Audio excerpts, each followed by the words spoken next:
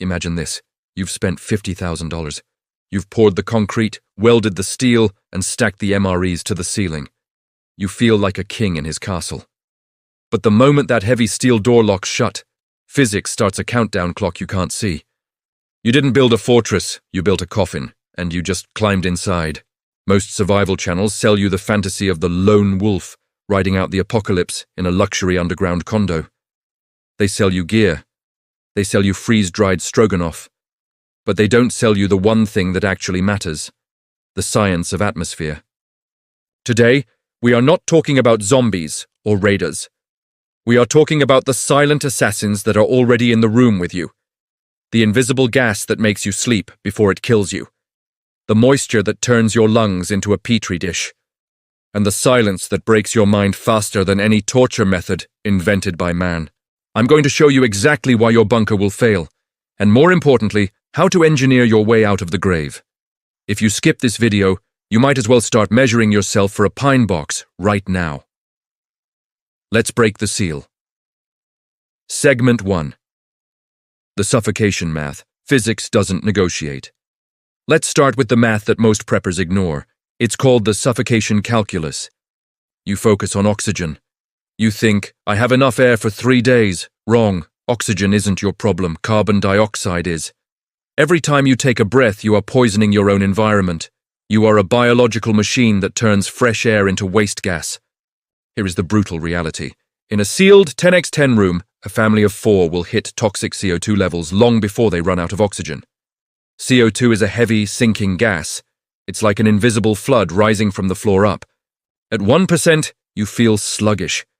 You think you're just tired from the stress of the apocalypse. At 3%, your heart races, you panic, your decision-making skills drop to the level of a toddler.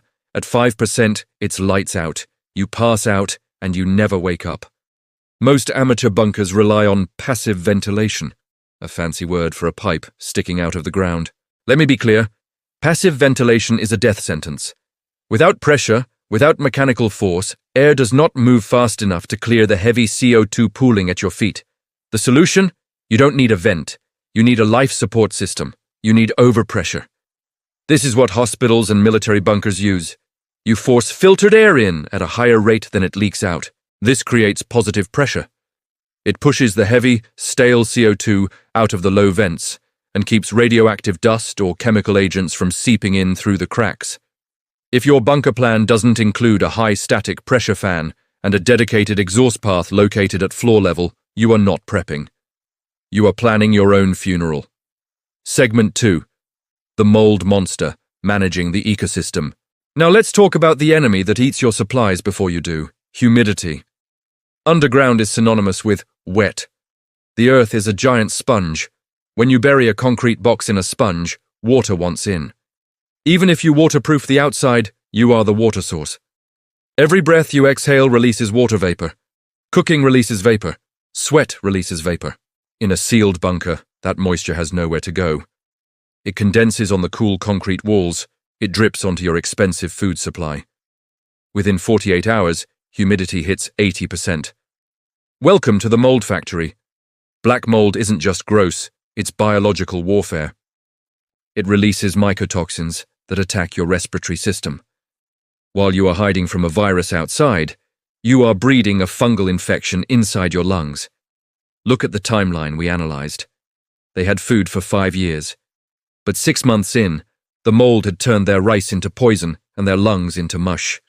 The engineering fix: you cannot survive without dehumidification redundancy.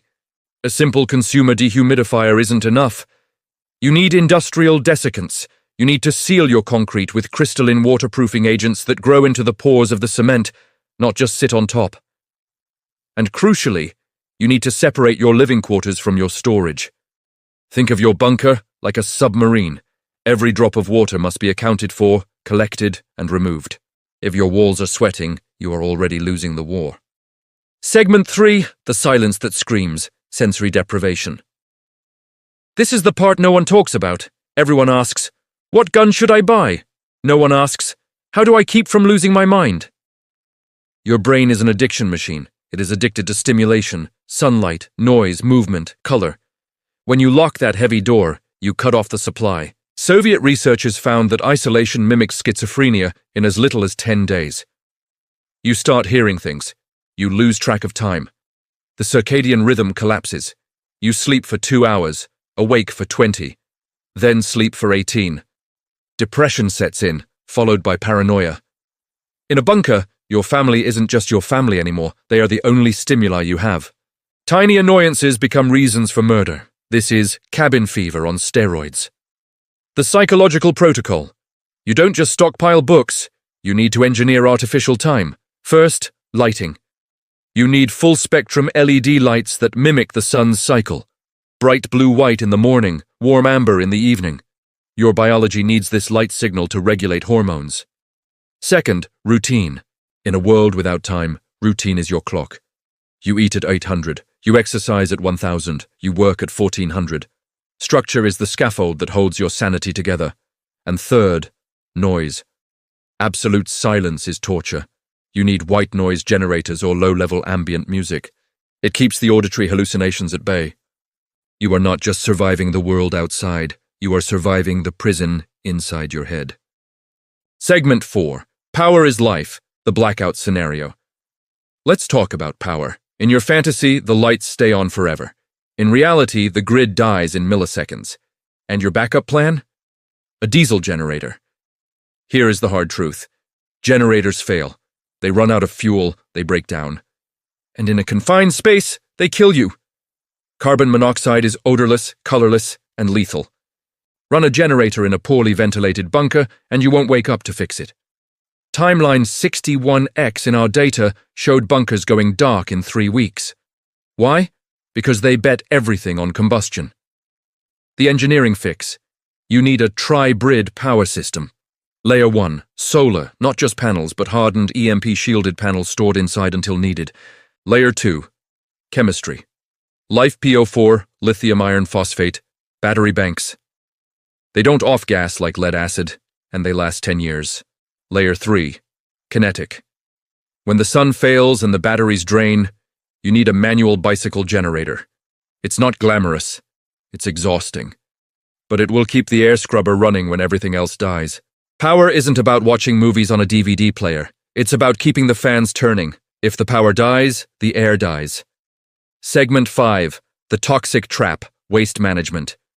Nobody likes to talk about this, but we have to. Waste. In a normal house, you flush and it goes away.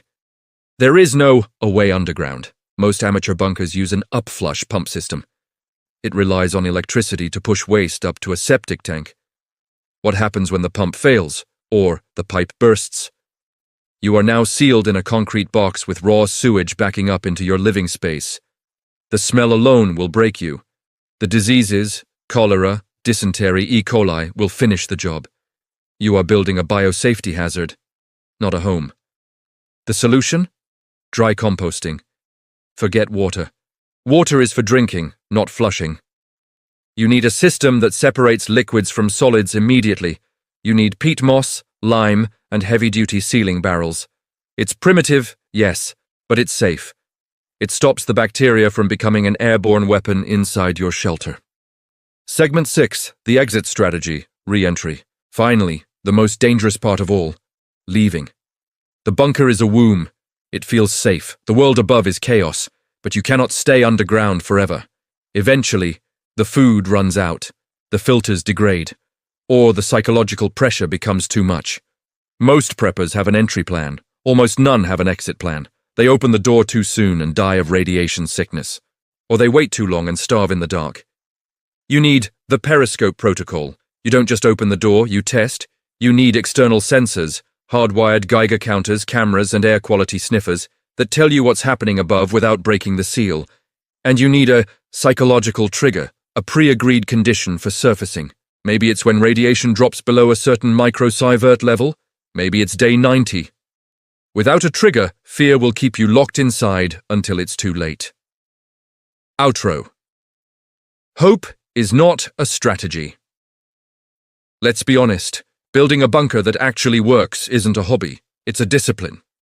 It requires engineering, chemistry, biology, and psychology.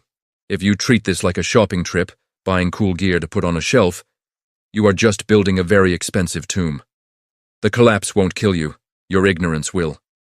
So, here is your choice. Option 1. Keep dreaming. Keep trusting the steel door and the piles of rice. Option 2. Get serious. Do the math. Calculate your oxygen. Test your airflow. Drill your routines. Physics doesn't care about your politics. It doesn't care about your fears. It only respects preparation. Stop hoping. Start engineering. I'll see you on the surface.